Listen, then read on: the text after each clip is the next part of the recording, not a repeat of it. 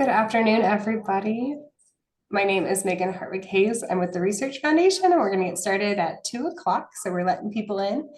In the meantime, I would encourage you to turn on your video and also rename yourself with your name and your organization that you're representing or you're from.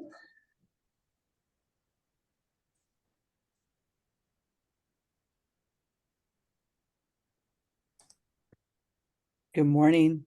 Well, good afternoon now. Yes, it is a good afternoon.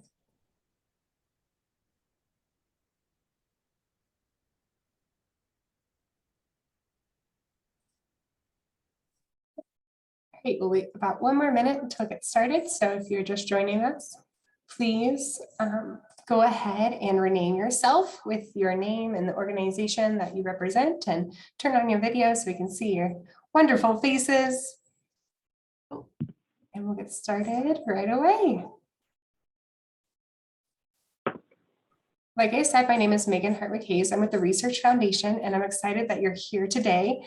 So this meeting is going to be recorded, so you should receive a pop-up accepting the recording. And go ahead and rename yourself with your name and your organization. And we will have a time for questions at the end of our session. So you can use the chat box to put in questions as they come up, but just know they won't be answered till the end. So please go ahead, if you had any questions or anything, put that in the chat box. And Maggie will be reading those to Cynthia and Rose at the end of our session. And we'll work through as many as we can. So if you have any questions or you need any help with troubleshooting an issue with Zoom, feel free to message me. I'm Megan Hartwig Hayes. Message me directly and I'll do my best to kind of help you figure out what's going on with Zoom. Hopefully by now we are pros at using Zoom, but sometimes there's problems. So I'm here to help and let us know. I'm going to go ahead and I'm going to turn it over to Cynthia Randazzo. Thank you, Megan. So excited to have all of you with us this afternoon. Certainly want to welcome you to our grant information meeting. We kicked off this program last Thursday with an in-person, and we're excited to have all of you today as we provide a Zoom option that will be recorded as well. We certainly understand that time is limited for all of you, and so we're going to keep us on schedule, and we will be completing this within an hour. I'm Cynthia Randazzo, and I serve as the president and CEO of the Research Foundation. And we are going to initially start by just sharing with you some history information about the Research Foundation. And I think Megan's going to go ahead and click through some slides. We just have a handful of slides for you, but want to really talk today about a little bit about the Research Foundation and the work we do. Certainly our main objective today is to share information about this new community grants program that we kicked off last week. We want to provide a forum for all of you, in this case, screen to screen, so that you have an opportunity to ask questions about the areas that we're going to discuss. We're going to talk a little bit about the focus areas, eligibility for nonprofits. We're going to go over the award details and some important dates. Megan's going to conclude with kind of a short online application tour, and then certainly Maggie's going to lead us through any questions that are left in the chat box. So with that, I'm going to keep moving on. So spend a little bit of time on who is the Research Foundation. And I won't spend a long time on this, but do think it's important to share a little bit about our organization and the work we have done, and really how we have come to this point. So basically the foundation's history and story began in 1965. We were formed to support Research Hospital, and for 40 years, we basically supported the hospital. We worked to bring, the latest medical technology, equipment, and programs to the hospital. and did that for 40 years. In 2003, our foundation became an independent 501c3 organization. We are not a private foundation. We continue to raise funds to support our many health education and scholarship programs, but we also are going to be unveiling and have unveiled this new opportunity for area nonprofits. With that, we continue to raise funds, and we have about 1,600 donors annually that contribute to the Research Foundation. With the purchase of Research Medical Center in 2003, our foundation became an independent, self-perpetuating organization at that time. We had unrestricted funds that were invested, and those funds have continued to be used to invest in healthcare students, professionals, patients, and people in the Kansas City community through a variety of our programs. And at the time of our separation, those dollars were invested, and really to maximize our impact, our board determined that additional funds could be used to support community health partnerships. And that's really why we're here today. It actually led then to our 2023 launch of this new community grants program. So our vision is to partner for a healthy community. And I mentioned earlier, we're investing in health center programs and partnerships that benefit healthcare students and professionals, patients, and also people in Kansas City, in the Kansas City community. And so with that, we're going to continue to do that type of work. But in the next slide, we'll show, those 4 areas. Megan, if you want to click over to that next one. These are the programs that we're going to continue to focus on. But through this new initiative that we're going to be unveiling, we have some additional areas that will be supported. So I am going to basically introduce now Rose Simone. Rose is serving as, she's one of our directors, and she's going to outline some of the focus areas. So I will turn it over to Rose. Thank you. Thank you so much, everybody, for being here today and taking time out of your busy schedule. So our board and staff has spent many, many months doing research in the community to determine what needs there were and which of these needs kind of align with our mission and our vision. And we have come down to 3 focus areas that we are really concentrating on. And so I'm going to go through those briefly for you. The first one is expanding access to healthcare. And certainly in that area, we are looking for organizations and programs that are reducing barriers, helping underserved populations navigate the healthcare system. And really that one is going to tend to be a lot of direct care to patients is what we're anticipating, either as an organization or through a specific program. And then the second one that we are interested in is those organizations and programs that promote health equity. And by that, we just mean those organizations and programs that are ensuring that everyone has a fair and just opportunity to receive quality healthcare and to maintain their highest level of health.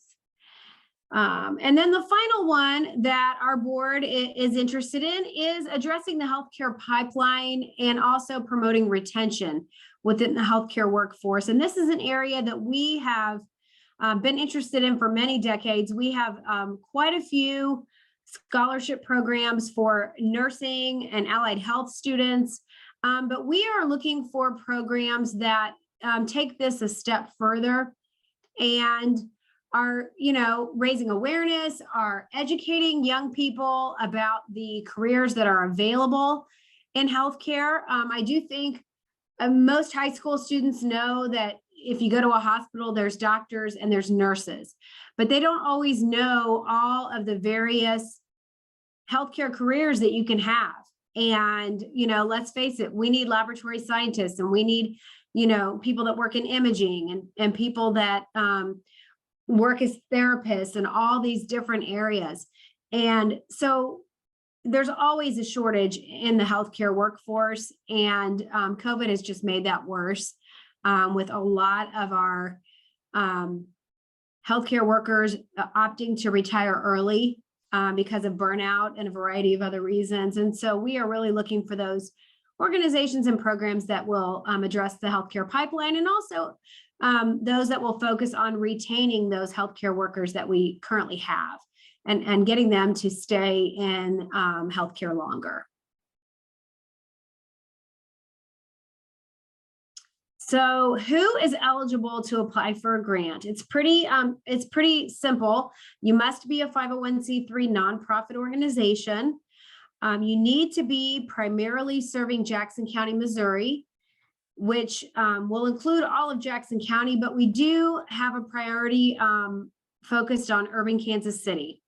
Obviously, that's where a lot of our funds originated, with support of a hospital located in urban Kansas City. And so we're looking for those organizations and programs where more than 50% of those served, or more than 50% of their programs, focus on Jackson County.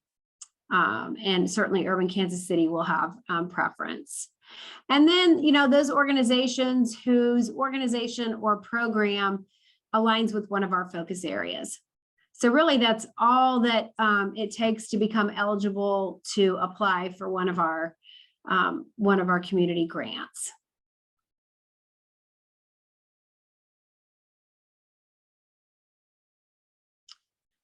As far as funds available, what we have available is to give away this year is 1.7 million. And so that is, the funds that are specific to this community grant initiative. Those are separate from the funds we're investing in the programs that Cynthia mentioned that we are going to continue to manage and administer. What we're telling folks is that the average grant size will be somewhere in the range of 25 to 50,000. So we're suggesting that organizations ask for what they need, with the understanding that grants that are selected will likely be within that range. And that will allow us to award somewhere between 35 and 65 grants to different partner organizations. As far as the types of grants we are looking to support, there really are two types.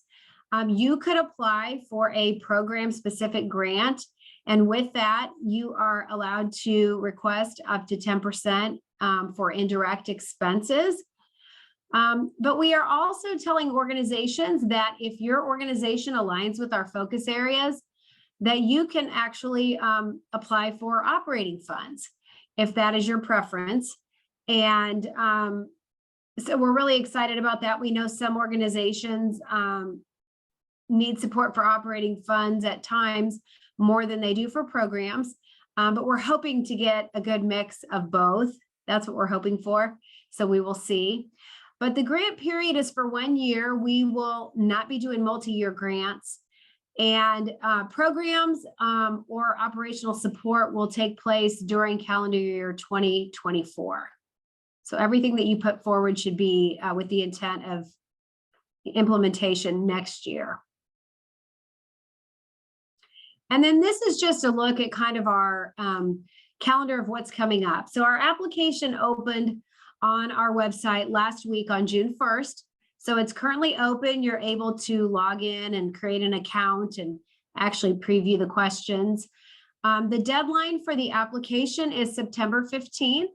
So gives you a good amount of time to work on it. It's not, I wouldn't say it's a real complicated application. Shouldn't be overwhelming or anything like that, but certainly if you need assistance, let us know.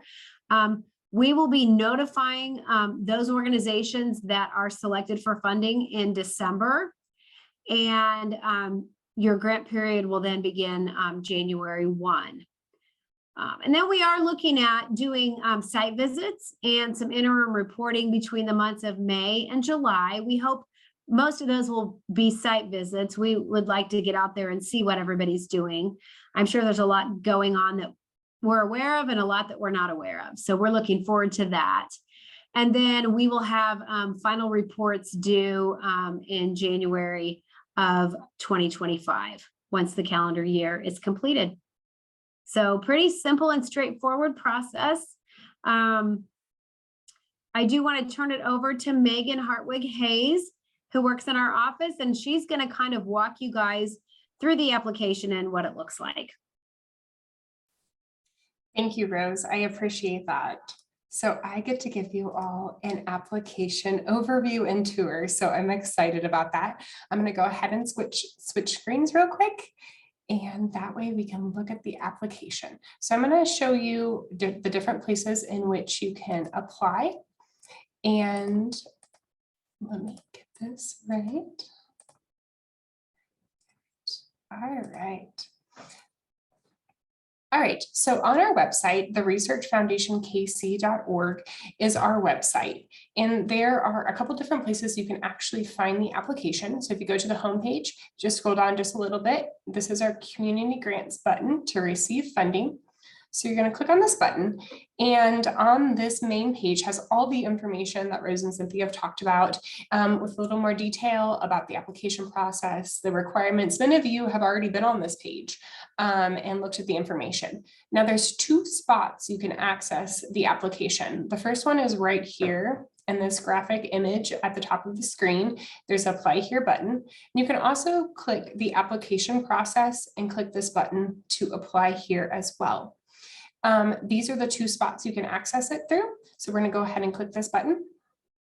And when you click this, it gives you a preview. So in the chat module, you have actually a preview of all the questions. This allows you to see all the information how to apply. And you click this button to preview, and it's going to take you to a preview of the application. So keep in mind with a preview, it's exactly what it is. You're just viewing the application. You haven't created an account or anything yet. You're just looking at all the information in the application, which I think is very, it's very helpful to kind of see it before you actually create. And some of you might have already gone out there and looked at the preview already, but because it's been available for a while. Just now, as of Thursday last week, we were able to actually apply and create accounts, which is great. So this, and looking at the application itself, there are different sections. So when you look at the different sections, there's organization information, there's a community grants program details, grant contactor information, program information attachments. So you'll see all different kinds of sections. And when we're looking at it, you can start entering information in to the website. But keep in mind, you'll get this error because we are in the preview section. None of this information is going to be saved. So you can look at it and you can play with it. If you want to play with it in the preview section, please keep in mind, there's not going to be a submit button at the bottom. So you'll lose all your information. So that's something could be frustrating. But as we look at the application itself, we can look at the process, the eligibility again, the different support types, and then you're going to enter the information. Everything with an asterisk is required. So keep that in mind. And you'll go down here and just keep entering information. When you get to a section that has a text box, it'll have characters. And there's character limits. So keep in mind that character limits are both letters, spaces, and any punctuation that you use. So literally every character that you're using. And so just keep, the nice thing about it is it counts you down. So you know how many characters you have left, and you can kind of do some wordsmithing or be a little more concise if you're running out of words, or you can expand more if you have more space. Then we're going to move down to the program grant details. And this is really important information. And I'll show you kind of where to get this information through the application. But you have to complete the application online. We're not allowed to accept print applications. And you can click this button up here right here, this question list is a list of all the different questions. It's actually the handout that's listed in the chat module at the very top, but you can print off all of the questions. So it gives you a question list, and that's something that's very handy. Now, you can also create a PDF of your application yourself, and I'll show you how to do that once we log in. And then you have to submit your application, and once you submit it, you cannot make any changes to it. So if you have any questions during the process, of course, you can reach out to us at the grants at the Research Foundation, kc.org. But this gives you a lot of great little reminders on how to do things throughout the process. Now we're going to kind of get into the meat of the application. We're going to look at the grant contact name, contact phone number, email, director name, executive director contact information, and email. So that gives us the main contacts for your organization and who's actually going to be filling out the application itself. Now we're going to go down to the program information. So as Rose kind of pointed out, there's two different ways that you can request support through this grant, either program or general operating. So you're going to select which one you are requesting and then put your program name. So if you're requesting funds for general operating, you're going to put for the Research Foundation General Operating is what the program name would be, or you would put the name of your program, the amount requested, and then the program expenses. If you're requesting for operating support, you would put the organization's total operating expenses for the funding period in this box. And then the next section is about the priority alignment. So you're going to select one or all or multiple of these different priorities that your program or organization align with. And Rose kind of broke those down in details, but if you have a couple or if you have one, you just select those. And then the start date and the end date for your program or organization. Then a brief program description. So tell us a little bit about what a brief, there's 1,500 characters about your organization and what you're requesting support for. And if it's an organization, then you're going to give a brief organization outline of who your organization is.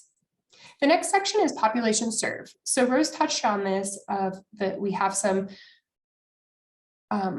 identify we're doing Jackson County only. So put some information about your relationship with those organizations that are in there, how you expect them to grow, to extent which you target those populations. And then we actually ask for you to break down the individuals that you serve and where they reside. So like here's Kansas City and Jackson County, Independence, Raytown, Grandview, etc., other Jackson County, and then outside of Jackson County. This little module will total everything for you. So as you enter numbers, and of course we got that error because we haven't created an account, but it will total everything once you get down here. Now, if you leave a section blank, if you don't serve anybody in Raytown, just put a 0. And you just enter all the different things and then you collect, then you will select the period in which your data comes from, the last fiscal year or the grant projected year. And then you're going to enter your community need. So what are the problem that's facing Jackson County residents that your organization addresses? So please include 3 sentences about how your program or organization aligns with the funding priorities and addresses those problems. The next is proposed solution. So how are you working on a solution for those programs? So looking at in-depth description of activities or services, including how much, how often, and how long activities and services will be provided, and to which extent your organization is offering that. Then goals and outcomes. And then here's a great box for any additional information. So anything else you want to tell us about your organization or your program that would help our board give them the best glimpse of who you are and what you all are doing in the community to address those priorities, or anything else that you think would be helpful for our board to see about your organization. The next section is attachments. So these are pretty self-explanatory. Again, with the asterisk, it's required, but please make sure you kind of read the detail of each one of these. And if you run into an issue with I've uploaded a couple files, but I've run out of space, you really need to think about, you have a limit on the number, the size of a file. So make sure that when you're uploading things that you're saving it in the most compressed way you possibly can. And a kind of a tip that I use in our office is I use a PDF compressor, and Adobe Acrobat is the PDF editor that we use in our office. And they have a free online tool to compress PDFs. So you just upload your file, select which size, and then you download it, which is a great kind of free little thing you can use. But any PDF editor can reduce sizes as well. So that's something to keep in mind. So you can upload documents. And then you have an option to upload any additional information. So if you have space and you're like, hey, I want to attach an annual report or a newsletter or brochure or strategic plan, please do that as well. And then there's a place where you can have optional photos. So if you have a picture of people in the field doing the work, if you have a picture from an event, that would just be a really good way to tell the story of your organization. Please go ahead and upload it. Pictures are larger sizes for file size, so keep that in mind when you're uploading. And keep in mind as well, when you upload it, you're giving us the rights to use that photo in our social media and promotion of your organization if you were to receive a grant. So, but that's a great opportunity for us to get a visual glimpse of your organization and your organization's work, as well. If you had videos or anything like that, make sure you include those links on your website or on your Facebook page so we can click through that if the board is interested in looking more in detail.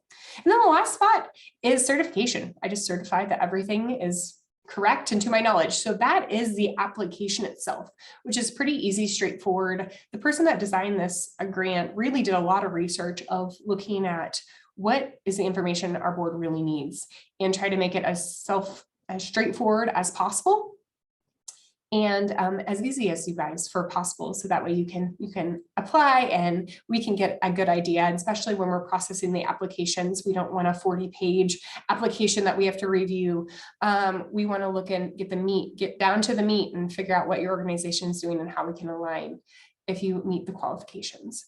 So now we've kind of looked over the application itself. I'm going to show you what to do for your next step. So when you're ready to actually create an account and start applying, you're going to click this button and it's log in or create an account. So you can see I'm already logged in here, but if you did not have an account, the platform that we're using is Foundit or grantinterface.com. If you already have an account with grantinterface.com, you can go ahead and log in and then search for application, and it should pop up there and you could go ahead and go on your way. But if you've never created an account, it's pretty self-explanatory, but you're just going to click create a new account and then enter in all this information. And it is quite a bit of information on the front end, but it actually connects to your Candid 501c3 application. So when you put your EIN number, it actually will pull that information and upload your information from Candid. So that way it's easy for you to pull that stuff in. Then once you get your organization information typed in, you're gonna click next, user information next, executive officer question. If you needed to add more additional executive officers, and then creating a password. It's very, very much like creating an account with any other organization. You get an email and it says, hey, your account has been created. You click the link and then you're ready to log in. So let's go ahead and log in and see what the application side looks like. So you're going to log in and you're going to see your application dashboard. So if you have other grants that you've applied through Grant Interface or Foundit, they'll be listed here, or historical requests. So we're going to go ahead and click on this application. We're going to click edit this application or apply. And this is where you're going to enter all the information. So up here, it has a contact information. So I'm applying for this grant. This is my organization's information. If I need to edit this, I can click this little pencil and edit. It also gives you information to see what stage your request is in. Currently, our request is in draft. I started it on June 1st. And then any other documents that you've uploaded, you could see them here without having to scroll down to the attachment section, which is really kind of nice. So now we're going to go down to the application. I'm not going to go through it again, but you can see now we can type in information and it actually will save the information. You don't get a pop-up like, hey, nothing's going to be saved. So we could go down here to the bottom, scroll all the way to the bottom, and we could save the application. Something to keep in mind is save and submit are very close. So just be very careful as you're clicking the button. The kind of gray white button is save, the blue one is submit. So once you submit, the information is submitted for us. So make sure you're fully ready to push that blue button. Don't keep your cat away when you're working on the application. Don't let them climb across your keyboard and actually push that for you. Now, if you get into the application and you realize, hey, maybe we're not right for this grant, or maybe this isn't the right fit for us, you can go ahead and abandon the request. Once you abandon a request, you can't pull it out of the trash and start it over. You would have to start completely over. You couldn't edit that abandoned request. But if you decide, hey, this is not to me, or my cat did click on my keyboard and now there's a whole bunch of stuff and I just want to start over, you can go ahead and abandon that request and start over. It doesn't deem you or cause any ill harm. You can also see up here where the information has been pulled in from Candid. You can copy Candid's profile into this application if you would like, if you have some of that information already up on that Candid profile.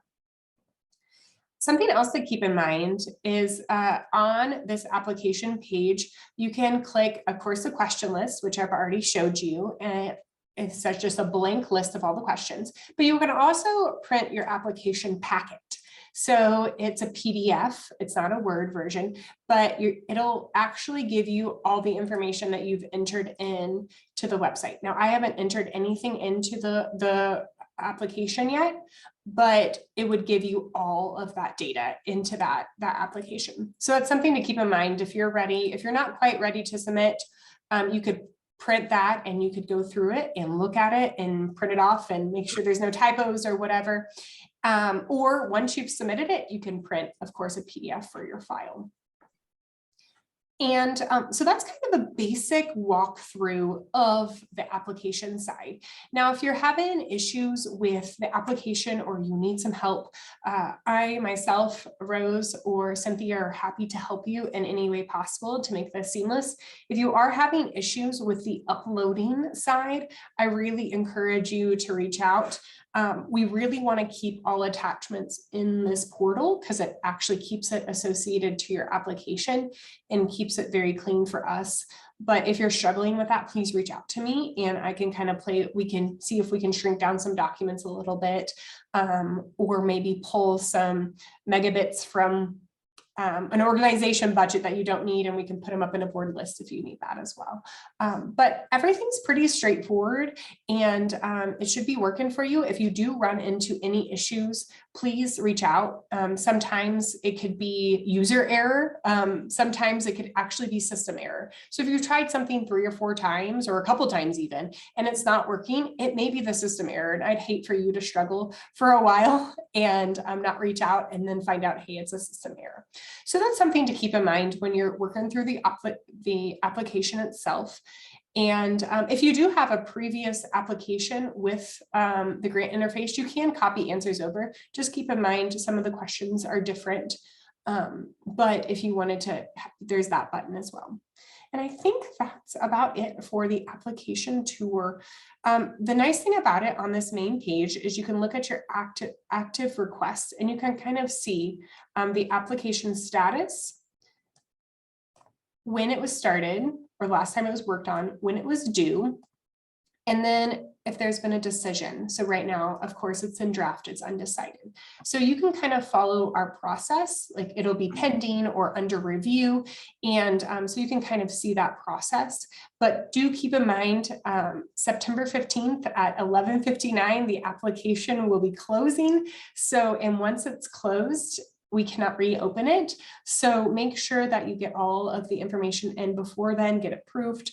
Something that we were talking about at the last grant info meeting was maybe typing up everything in a Word document and then copying it over. So that way you can use the tools of character counting and all that Word has to offer. But I believe that is everything under the grant tour. I'm going to go ahead and turn it over to Cynthia. Okay, well, definitely things go faster on Zoom than they do in person. This is the opportunity now, if there are any specific questions that anyone has. I think you can go ahead and put those in the chat feature, and one of us will try to answer those to the best of our ability.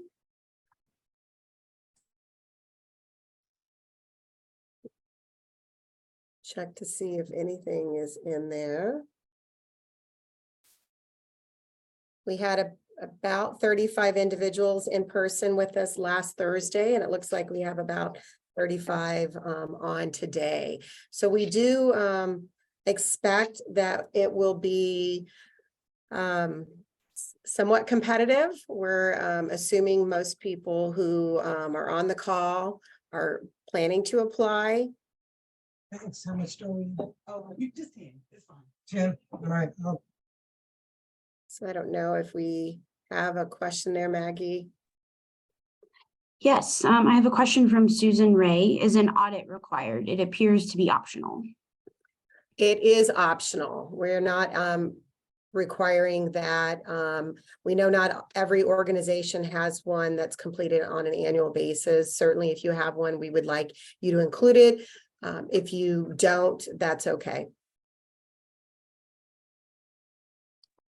Laura is asking if mental health services are included under expanding access to care. So that's a question that actually came up at our in-person meeting last week. I would tell you that our board really didn't break out and expand what access to care meant. But we're assuming that mental health is that you can apply for mental health or oral health and certainly primary care.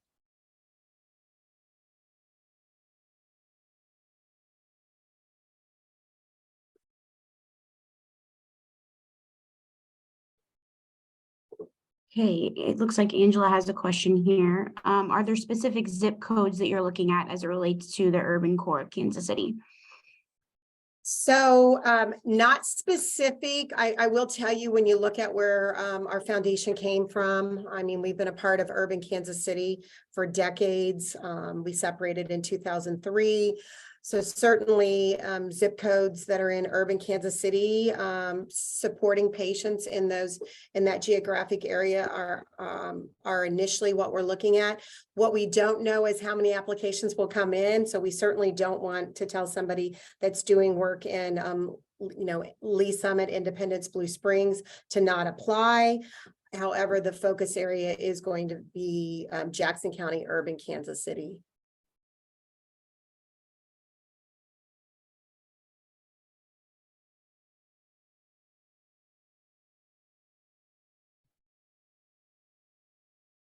Right. Does anyone else have any other questions for Cynthia, Rose, or Megan before we wrap up? What are the reporting requirements? That's from Justin. Well, Justin, great question. And we don't have an answer to that. So basically our summer months now are focusing on a metrics on evaluation of these proposals that are going to come in by September 15th to get those ready for the program committee of the board as well as the full board. After that, then we're also going to be focusing on reporting requirements for those initial reports, which I believe are going to be due somewhere between May and July of 2024.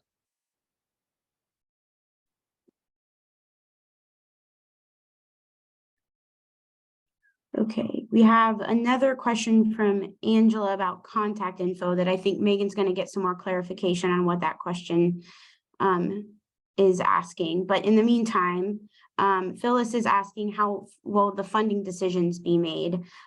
Is it staff recommendations, community reviewers, or the board? All great questions.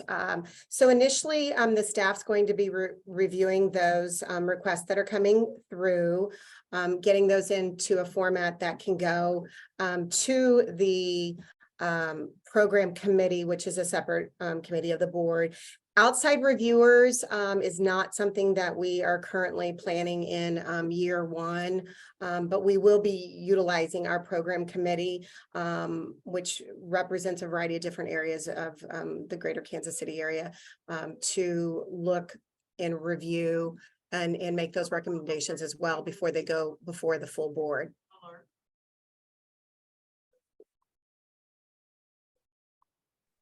Of course, we're located inside a hospital, and so there's always trauma calls. And there's always comes in waves of 3. Okay, so it seems like, Angela, correct me if I'm wrong, you were asking for contact information specifically for Megan because she's the application wizard. So we can all be reached if you have any questions about any of this at the email grants@theresearchfoundationkc.org, or you can call us at 816-276-4218. This contact information is also listed on our website. That I know a lot of you have probably already visited. So if you forget that, it's listed there as well. I do have another question here. Is this a grant that will be available every year, or is it just one time? All great questions. This is going to be available annually. So what I mentioned earlier in my brief comments, we have an active fundraising foundation organization, and we will continue to do our own fundraising and our own program work that we do that focuses on our areas, which are healthcare students and professionals, patients in the greater Kansas City area. And so we're going to continue to do that. So these additional dollars are available for us to partner with area nonprofit organizations, and we plan to do it annually.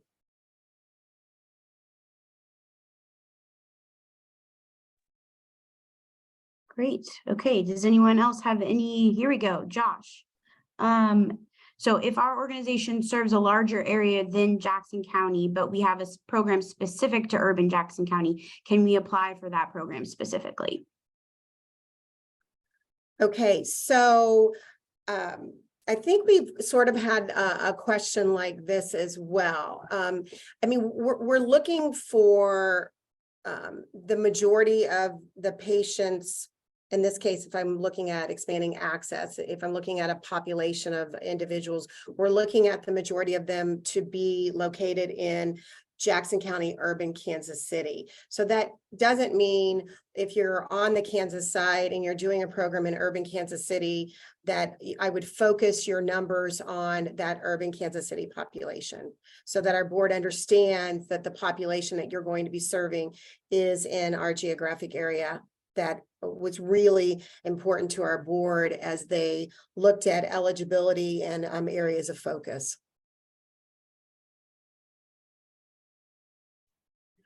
All right. So I guess the answer is yes on that. Yeah. Okay. And another question, if awarded, can organizations apply each year? Yes. The board has nothing in any of our information that would restrict somebody from that you get it once and then you can't apply again. So yes, you can apply on an annual basis.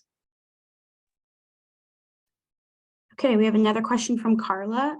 If you serve both Kansas and Missouri, do you want numbers for Jackson County, Missouri, or on the Missouri side?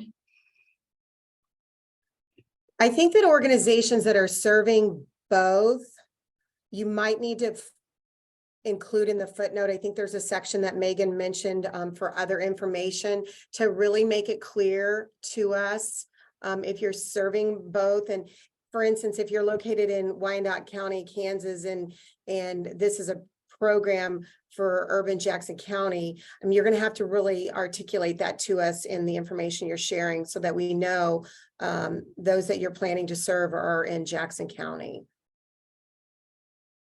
So I guess for that question, I would probably put your full population of everyone that you serve, and then maybe in the information share with us what you're planning to do with those individuals that are in Jackson County.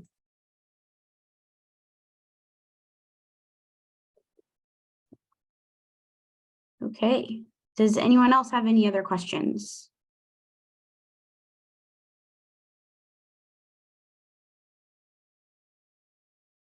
Okay. No? All right, take it away, Cynthia.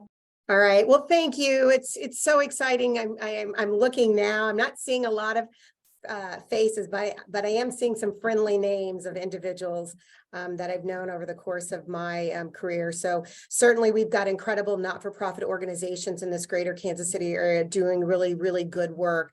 And our organization wants to partner with you and get these dollars invested and ultimately to benefit others in our community. So thank you for being with us today and learning a little bit more about our organization and this new community grants program. We look forward to applications coming in by our September 15th deadline.